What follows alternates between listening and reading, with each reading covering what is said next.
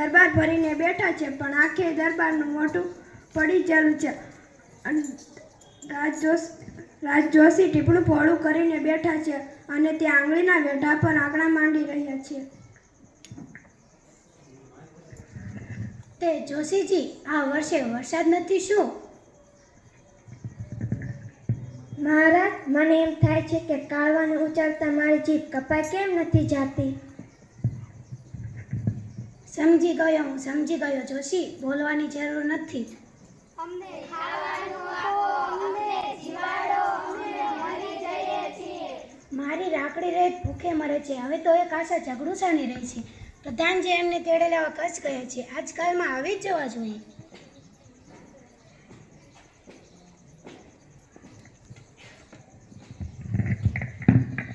મહારાજ, કચ્છના શાહ સોદાગર શેઠ ઝઘડુસા પધાર્યા છે. પ્રધાનજી પણ સાથે છે. એકદમ એમને અંદર લઈ આવ.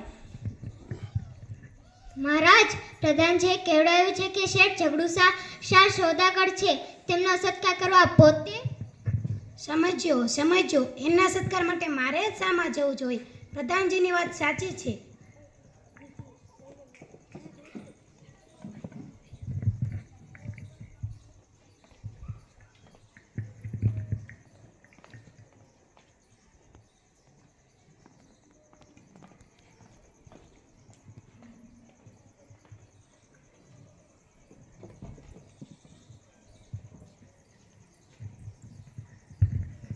મહારાજ, ઓચિંતાનો કેમ યાદ કર્યો મને?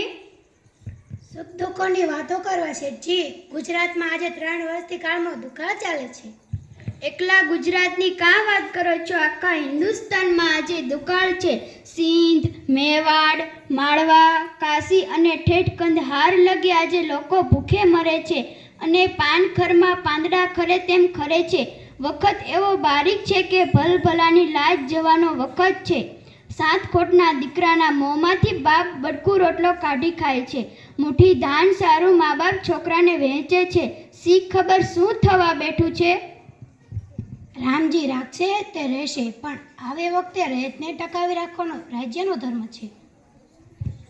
આપ સરખા પ્રજાવત્સલ રાજાના મોંમાં આવા જ શબ્દો શોભે. મને એ સાંભળીને બહુ જ આનંદ થાય છે.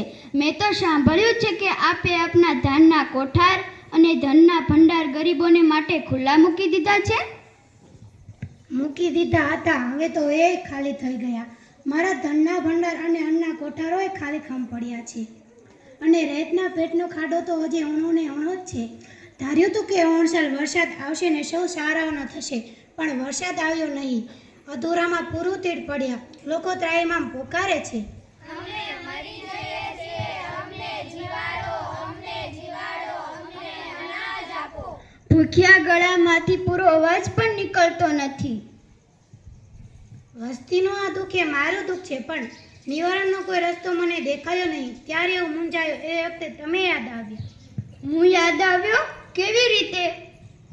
મારા સાંભળવામાં આવ્યું છે કે પાટણમાં ઝઘડુસાની માલિકીની કેટલીક અનાજની વખારો છે. ઝઘડુસાની માલિકીની અનાજની વખારો? મહારાજ, આપની કંઈક ભૂલ થાય છે. મારી માલિકીની અનાજની વખારો મેં પાટણમાં કે કઈ શહેરમાં રાખી જ નથી. તો અમે સાંભળ્યું એ શું? કંઈક સમજફેર થઈ હશે મહારાજ, કારણ કે એ વખારો મારી ખરી ને.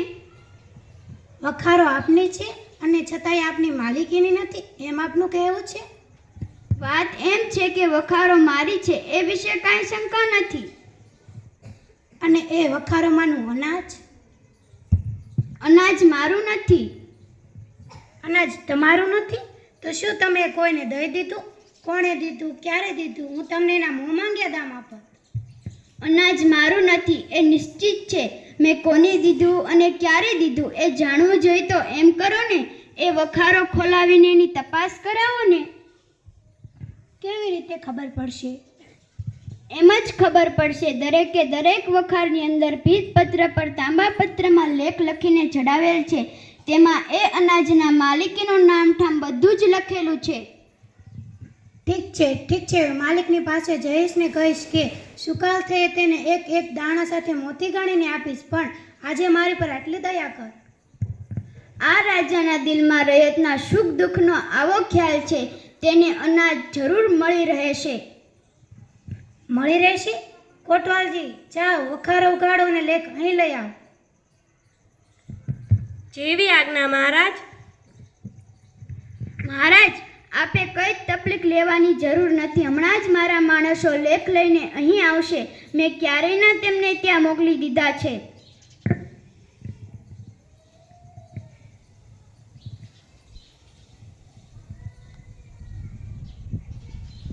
આજ એ લેખ?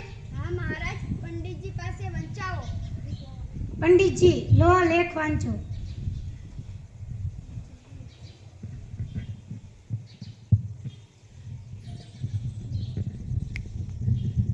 મહારાજ સાંભળો, આમાં લખ્યું છે કે આ વખાર ઝઘડો સહન છે, પણ વખારમાંનું બધું અનાજ એના ભૂખે મરતા ભાઈ પાંડવોનું છે.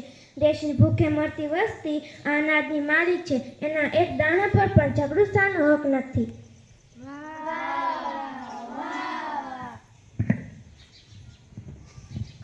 વાહ ઝઘડુસા વાહ.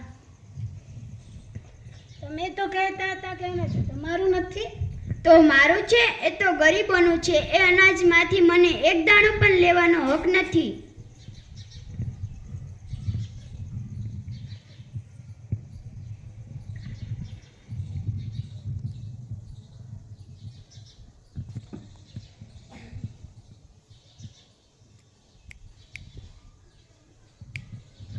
મહારાજ સાંભળો, આમાં લખ્યું છે કે આ વખાર ઝઘડું સહન છે, પણ વખારમાંનું બધું અનાજ એના ભૂખે મરતા ભાઈ પાંડવોનું છે.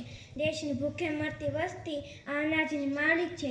એના એક દાણા પર પણ ઝઘડુસાનો હક નથી.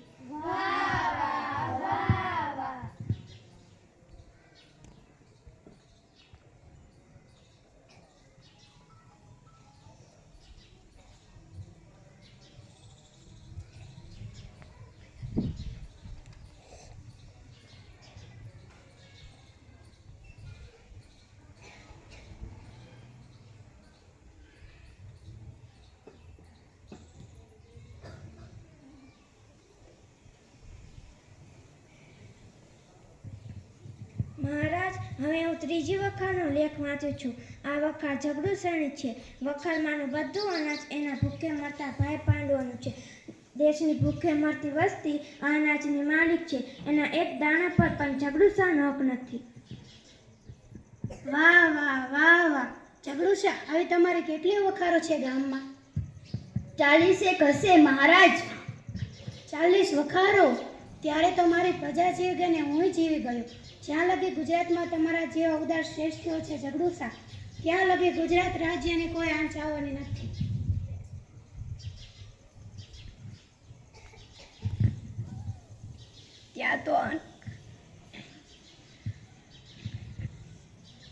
ત્યાં તો અનેક માણસો હાથમાં તાંબાના પત્ર લઈને આવે છે.